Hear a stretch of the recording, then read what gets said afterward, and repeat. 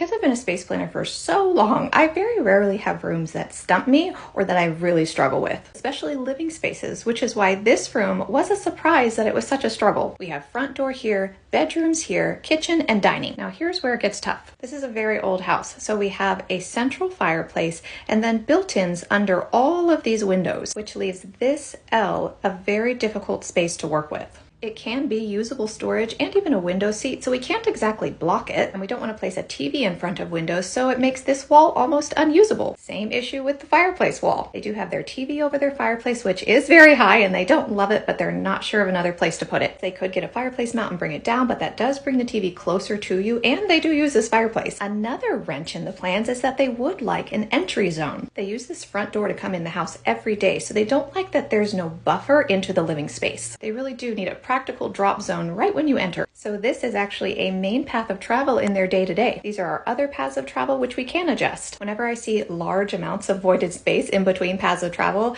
it tells me that we're probably going to be adjusting one or two. My first thought was this plan gives them a designated living zone and an entry zone. With the width of this room only being 15 feet, it does squish up the living room a lot, and also leaves a ton of voided space that we would have liked to use for, let's say, an entry, when this space is what they would get for their drop zone, which a path of travel is also included in. So I scrapped that plan and tried this one, and the problem with this one is that nobody's actually looking at a TV. Still did kind of open up into a living room setting, and this space is still voided, but we could fill that up with, let's say, a desk and a console table. But they don't really need anything extra other than seating, TV, and entry zone. Did end up trying about a dozen other ways, and there was always cons to every single one. This room is 30 feet long, which is double its width. So we're going to divide this room in half. Fireplace gets included in entry, and then we're going to have a TV zone, which to scale ends up looking like this. There were cons to every plan. This one had the least amount, and it hits every check mark of this client's wishes. We have a nice large entry drop zone, some extra seating over here with the built-ins that can be swivel chairs, a TV lounge zone, and a clear path of travel through this room. The cons are path of travel in front of a TV. However, only 2 people live here, so it's not going to be a major issue. And the other con I see is maybe the fireplace not being the focal point of the room, but I still see it as a nice feature for this room, a heat source, and adds to the character of their home along with these built-ins. A lot of times with a difficult space, it's about weighing the pros and cons and meeting the needs of the client. If I've met the needs of the client and it's a safe layout, then it can be a win.